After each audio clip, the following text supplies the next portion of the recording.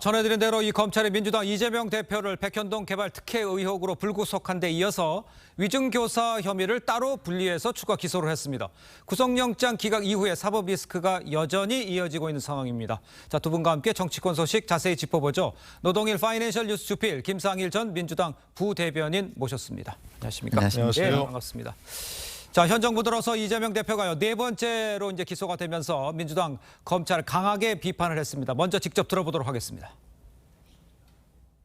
정치 검찰이 이재명 대표를 기소한 지 나흘 만에 추가 기소를 감행했습니다. 쪼개기 영장 청구에 이어 쪼개기 기소로 정적 죽이기의 끝판을 보여주고 있습니다. 수사의 정당성이 없으니 쪼개기 기소로 어떻게든 무죄만은 막아보려고 법원에 때를 쓰는 정치 검찰의 비겁한 행태가 안쓰럽기까지 합니다. 자, 이렇게 야당은 정적 죽이기다 이렇게 비판을 했습니다만 이 검찰이요, 백현동 의혹으로 이 대표를 불구속 기소한 지 나흘 만에 지금 위중교사 혐의를 추가로 기소를 한 겁니다. 먼저 노 교수님께서 보시기에는 그 추가로 기소한 이유는 어디 있다고 보십니까, 검찰에? 글쎄 이유는 당연히 별개의 범죄 혐의니까 예. 당연히 별개로 기소하는 거죠. 그거는 정치적 의미는 좀 이따 말씀드리겠습니다만 예. 야당이 비판을 지금 쪼개기 기소라고 비판했지 않습니까? 그렇습니다. 예를 들어서 혐의가 없는데 증거를 조작했다. 이렇게 안 하는 걸 보면 예. 범죄 혐의는 인정하는 것 같습니다. 혐의가 있다는 것은. 그런데 당연히 좀 말씀드린 대로 별개의 범죄 혐의니까 예. 예를 들어서 백현동 의혹이라든지 또 대북송금 의혹이라든지 그것과는 별개의 범죄 혐의니까 별개의 기소하는 거 맞죠.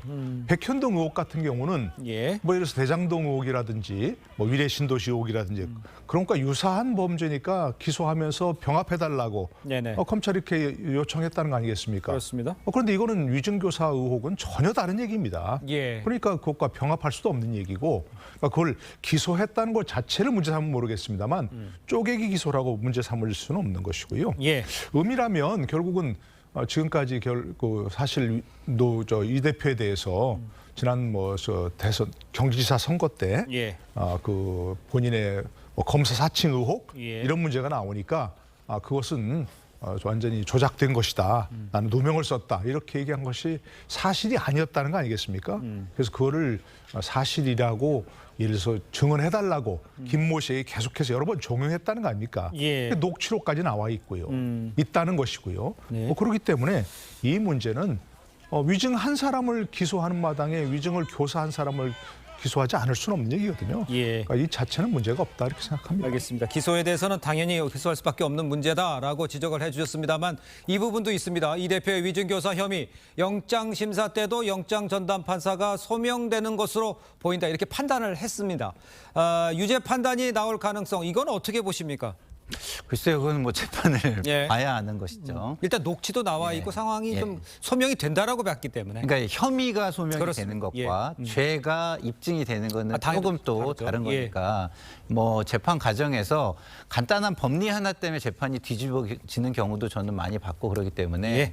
지금 제가 예단하기는 좀 너무 이르다 이런 말씀을 좀 드리고 싶고요. 더더군다나 이렇게 방송에 나와서 얘기하는 저희 같은 사람들은 재판에 또 이렇게 영향을 주려고 하거나 이런 의도로 얘기하는 거는 좀 좋지 않다고 생각을 합니다. 그래서 기본적으로는 검찰이 가지고 있는 증거가 무언지 저희가 다 보지 않았고 그 증거를 봐가면서 그 공방이 이루어지는 걸 봐야 어느 정도 추측이 가능한 상황인데 아직은 재판이 시작되지도 않은 단계이기 때문에 섣불리 예단해서는 안 되겠다. 전 이런 말씀을 좀 드리고 싶습니다. 예. 근데 그 민주당의 시각은 어떻습니까? 아까 노 교수님께서도 얘기를 해주셨습니다만 일단 그 영장 판사가 소명이 된다라고 얘기한 것에 대해서 기소를 한 부분, 이것이 쪼개기 기소를 하기 때문에 정적 주기가 이렇게 가는 거는 좀 과한 지적이 아닌가? 그러니까 이제 일단은 당의 대표라는 그 입장 때문에 그렇게 하는 것으로 저는 보이고요. 예. 근데 그럴 것 같아요. 지금 당 대표라는 엄연한 자리를 지금 차지하고 있는 분인데 지금부터 그러면은 당 대표를 인정하지 않으면 모르겠으나 당대표로 인정을 한다면은 지금은 어쨌든 그 당대표의 말을 믿어주고 그거에 근거해서 입장을 내는 것이 어쩔 수 없는 상황이 아닌가 저는 이렇게 좀 말씀을 드리고 싶습니다. 알겠습니다. 자, 이런 상황에요. 이재명 대표 구속영장에는 백현동 위증교사 의혹과 함께 대북송금 의혹까지 총 3가지 혐의가 포함이 돼 있었죠. 이 대북송금 의혹 수원지검이 서울중앙지검으로부터 사건을 다시 넘겨받아서 보고항소를 이어가게 됐는데 이 대북송금 관련돼서는 수사가 어떻게 진행이 될까요? 당연히 보강 수사를 해야죠. 네. 지난번 유창훈 부장판사의 그 기각 결정문 네네. 그걸 자세히 보면은요. 네. 위증교사 의혹에 대해서는 혐의가 소명된다 한마디였습니다. 그렇습니다. 그러니까 뭐 정확히 수치로 따질 수는 없지만 한 90% 정도는 확실하다. 이런 얘기 한 것이거든요. 그다음에 두 번째로 백현동 의혹에 대해서는 혐의는 상당한 의심이 들지만 예. 직접 증거는 부족하다 이랬으니까 한 70% 정도라고 봐야겠습니다. 네네. 그러니까 기소할 만하다는 것이죠. 그다음에 세 번째로 이제 대북송금 의혹에 대해서는 이 대표의 관여 의혹에 대해서 다툼의 여지가 있다 그랬습니다. 네. 그러니까 범죄 소명도 되지 않았다는 얘기거든요. 그럼 한 49% 정도밖에 안 된다는 얘기입니다. 예. 그렇다면 한 적어도 70% 정도까지 되어서 기소할 만하다 할 정도까지는 수사를 해야 되는 것이거든요. 제일 중요한 게 지금 이화영 전 부지사의 이제 진술이 오락가락하는 거 아니겠습니까? 그렇습니다. 그 문제에 대해서 진술이 계속해서 오락가락한다면 뭐 믿을 수 없다, 믿기 어렵다, 신빙성이 부족하다 그 얘기거든요. 예. 그러니까 그에 대해서 보강 수사를 해야 되는 것이고 이화영 전 부지사의 진술에만 의존할 것이 아니고 다른 증거도 혹시 있다면 찾아야 되는 것이니까 네네. 그런 점에서 반드시 대북송금 의혹에 대해서 앞으로 불구속 기소라도 하기 위해서는 뭐 다른 좀 증거가 더 필요한 뭐 그런 상황이니까 계속 수사할 수밖에 없는 상황이죠. 예, 지금 수사에 대해서 계속 얘기를 해주셨습니다만 이뿐만 아니라 이제 4번째 기소가 되면서 이 대표가 받아야 할 재판이요. 일주일에 최대 4차례나 될 수도 있다 이런 관측이 나오고 있습니다. 그러니까 이제 당대표로서 당무를 정상적으로 수행할 수 있겠느냐 이런 우려도 나오고 있는데 글쎄요. 이재명 대표의 사법 리스크가 끝났다고는 보지 않지 않습니까? 네. 뭐 구속영장이 뭐 기각된 것뿐이기 네. 때문에 그런데 이런 사법 리스크가 있는 상황에서의 글쎄 민주당을 어떻게 이끌지 여기에 대해서는 어떻게 보십니까? 저는 뭐 방송에서 여러 번 밝혔죠. 이렇게 당 대표가 지도자적인 모습을 보여주고 예. 좀 모범적인 모습을 보여주고 좀 희생적인 결단을 해주는 게 좋겠다. 네. 당의 부담이 있는 상황이니까 뭐 그런 바람을 여러 번 밝혔는데요. 그 바람은 뭐 이루어지지 않았고 예. 그런데다가 뭐 그것을 어떻게 보면 약간은 좀 뭐 강제할 수 있는 법원의 영장 실질 심사도 기각으로 나온 상황에서 예. 제가 뭐 바람을 다시 한번 말씀드릴 수밖에 없긴 하지만 그것이 그 바람이 실현될 수 있을지는 좀 잘 모르겠습니다. 당무의 지장 당연히 있는 것이고요. 네네. 그리고 그 총선에서도 결코 플러스가 되지는 않는다라고 저는 생각을 해요. 예. 왜냐하면 기본적으로 당대표 지지율보다는 예. 정당 지지율이 더 앞서가는 상황 아니겠습니까? 그러면 그것이 당대표 지지율이 정당을 더 이끌고 가는 상황은 아니다. 이것만은 좀 분명해 보입니다. 알겠습니다. 근데 이걸 하나 더 여쭤봐야 될 것 같아요. 이제 지난 13일 열린 이 백현동 브로커 이 김인섭 씨 재판에서 성남시 공무원들의 진술이 주목이 되고 있습니다. 그러니까 국토부가 용도 변경을 요청했고 하지 않을 경우 직무유기로 문제 삼겠다 협박했다는 부분. 이 대표 발언에 관련 질문에 대해서 들은 바 없다 이렇게 진술을 했다고 합니다. 이 대표의 불리한 내용이 될 수 있지 않을까요? 이 부분에 대해서는 어떻게 보십니까? 네, 그렇죠. 이제 이재명 대표가 뭐 국감에 나와서나 뭐 예. 해명을 할 때나 뭐 국토부에 좀 압박이 있었다. 예. 뭐 이런 취지로 이야기를 했지 않습니까? 네네. 그런데 이제 공문이나 이런 것들을 좀 뭐 보내고 그래서 뭐 압박을 했고 이렇게 이야기를 했었는데 예. 그 담당 공무원이 저렇게 좀 반대되는 진술을 하게 되면 진술의 신빙성에도 좀 의심을 받게 되고 그리고 어쨌든 불리한 증언으로서 작용을 할 것이라는 생각은 예. 좀 들고요. 네네. 공무원들은 뭐 별정직이나 임명직과 다르게 예. 계속해서 그 자리를 해나가야 되는 분들이잖아요. 그래서 저분들이 어떤 상황이나 누구를 위해서 진술을 하기는 좀 어렵지 않을까 이런 생각이 좀 듭니다. 예. 교수님 보시기에는 이재명 대표의 얘기에 대해서 지금 등을 돌린 공무원들의 모습이라고 볼 수가 있을 것 같은데 여기는 어떻게 생각하십니까? 그래서 등을 돌렸다고 표현하기는 좀 어렵지 않겠습니까? 본인들이 있는 그대로를 진술하는 것이니까 예를 들어서 이재명 대표를 감싸다가 갑자기 뭐 반대되는 그런 건 표현을 했다 아니고. 그런 건 예, 아닌 예. 것이고요. 예.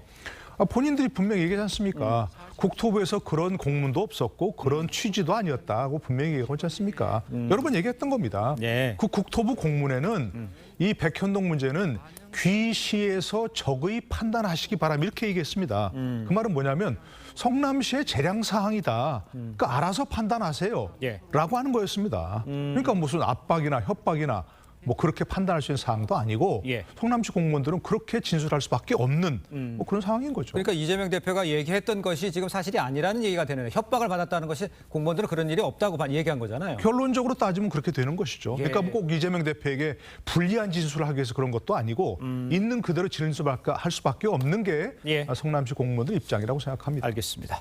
자, 다음 소식도 짚어보겠습니다. 서울 강서구청장 보궐선거 이후에 정부 여당의 관계 변화에도 관심이 쏠리고 있는 상황이죠. 어제 수석 비서관 회의에서 윤 대통령은요, 소통 강화를 주문했다고 하는데 이도훈 대변인 이야기 듣겠습니다.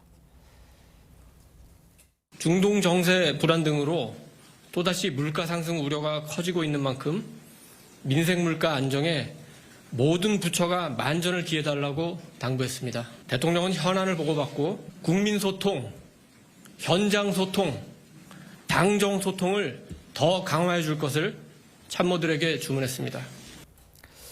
자, 소통 강화를 주문을 했다 이렇게 이야기를 했습니다. 어떤 의미라고 봐야 됩니까?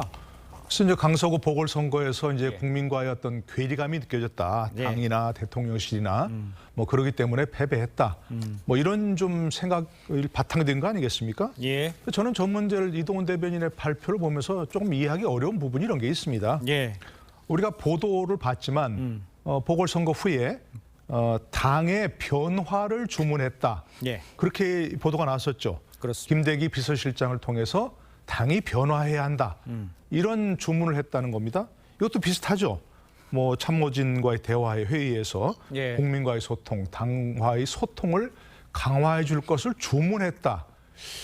대통령이 지금 주문할 입장이 아니죠. 그렇습니까? 나부터 변화하겠다.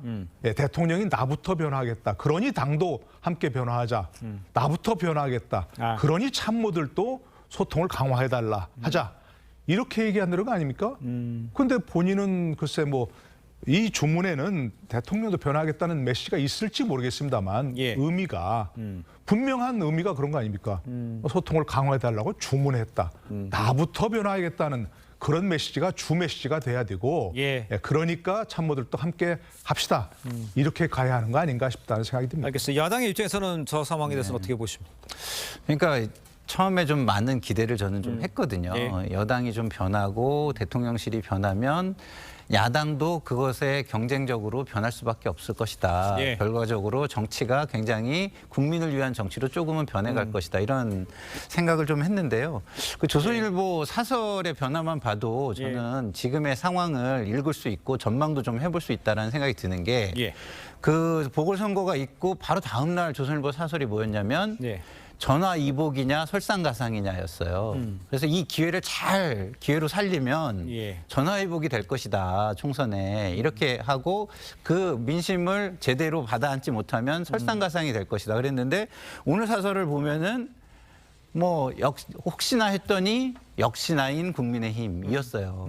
그런 걸 보면 지금 조선일보도 제대로 지금 그 현 정권과 여당이 읽고 있지 않는 거 아니냐 이런 걱정이 들고요. 예. 지금 대부분의 사설이 제목이 뭐냐면 찔끔 내지는 하는 척 이런 단어들이 들어갑니다. 네네. 그래서 그런 사설의 단어들이 없어지게 하는 것 이것을 좀 보여줬으면 좋겠다. 그러나 전망은 지금까지는 그리 밝지 않아 보인다. 이런 생각이 좀 듭니다. 알겠습니다.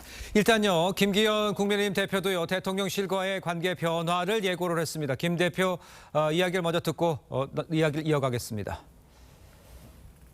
절박한 위기의식을 바탕으로 변화와 혁신을 통해 당의 체질을 개선하겠습니다. 당이 민심을 전달하여 반영하는 주도적 역할을 강화하겠습니다. 민심과 동떨어진 사안이 생기면 그 시정을 적극적으로 요구하여 관철시켜 나가겠습니다. 지금 이제 지적을 받고 있는 게 이제 수직적 관계, 그다음에 주도적 역할 할 수 있느냐 이 얘기를 이제 하겠다는 거 아니에요? 어떻게 가능성은 있는 건지 또 무엇이 필요한 건지 어떻게 보십니까? 뭐 지금까지의 어떤 그 기조를 변화시키지 않으면 뭐 의미가 크지 않다고 볼 수 있는 거죠. 예. 사실은 뭐 이래서 조금 국민의힘이 당직 개편했지 않습니까? 네네. 근데 정작 책임자들은 그대로 있고 뭐 임명직만 하느냐 이렇게 대들 비판하잖아요, 그죠? 정치에서는 자신들이 어떤 걸 하느냐, 어떤 메시지, 의도를 가지고 있냐가 중요한 게 아니고 국민들이 어떻게 받아들이느냐, 예. 국민들이 거기서 어떻게 그걸 읽느냐, 메시지를 읽느냐가 중요한 것이거든요. 네네. 가장 책임자인 대표나 원내대표는 가만히 있다? 무슨 뭐 왕조 시대입니까? 뭐 세자를 때리기 어려워서 세자를 가르친 사람을 때리는 그런 것도 아니고 본인들이 어떻게 책임을 질지를 얘기해야 되는 것이죠. 예. 그 대통령실도 이제 뭐 지금 개편한다, 또 뭐 국민의힘도 지금 이제 일단 개편이 됐는데 예. 앞으로 이제 더 문제겠죠. 일부에서는 그런 얘기도 해요. 뭐 사실인지 아닌지 모르겠습니다만 네네. 지금 대통령이 도어 스태핑을 중단했잖아요, 그죠? 예. 그럼 도어 스태핑 때도 여러 번 얘기했습니다. 준비되지 않은 매일 나오는 메시지는 과유불급이다. 차라리 일주일에 한 번, 뭐 이주일에 한 번 준비된 기자회견을 하시라 얘기했는데 예. 도어 스태핑 중단 이후에 전혀 기자회견 안 하고 있잖아요. 일부에서는 그런 얘기 합니다. 도어 스태핑 재개하고 싶어 하고 기자회견도 하고 싶어 하는데 참모들이 말린다. 저는 도저히 이해하기 어려운 그런 부분입니다. 대통령의 의지가 있다면 참모들이 말려도 하셔야 하는 일이고 예. 만약에 그걸 참모들이 말해서 못한다면 그런 참모들을 갈아야 되는 거죠. 알겠습니다. 네, 문제 있는 그런 부분이고요. 대통령이 아까 처음 얘기한 대로 대통령부터 소통을 강화하겠다 하는 메시지를 분명히 보이고 기자회견을 하시라. 네, 그래야 이번 선거에 대해서 대통령이 어떻게 생각하는지를 국민들이 알고 싶잖아요. 예. 그런데 그 참모회의를 통해서만 들려오는 메시지로는 국민들이 납득하기 어렵다 이렇게 생각합니다.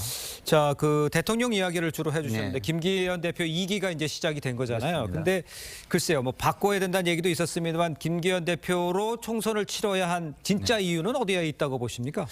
글쎄요. 저는 이제 이게 김기현 대표로 총선을 치르겠다는 것인지는 아직은 잘 아직은 모르겠습니다. 모르겠다. 왜냐하면 예. 아직 시간이 좀 많이 남아 있고요.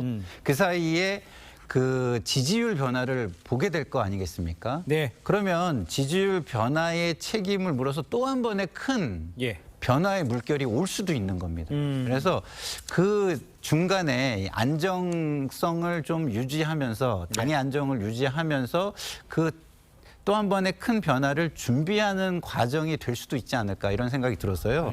꼭 김 대표를 앞세워 총선을 치르겠다라는 것으로만은 볼 수 없는 상황이다. 저는 이렇게 좀 보여집니다. 알겠습니다. 그렇지만 시간이 그렇게 많이 남지 않았다는 지적도 있다는 말씀하고 정치계에서는요. 사실은 뭐 4달이면은요. 4년보다도 긴 시간이라고 저희는 얘기합니다. 알겠습니다. 자, 두 분 말씀 여기까지 듣겠습니다. 인사 나누겠습니다. 고맙습니다. 감사합니다.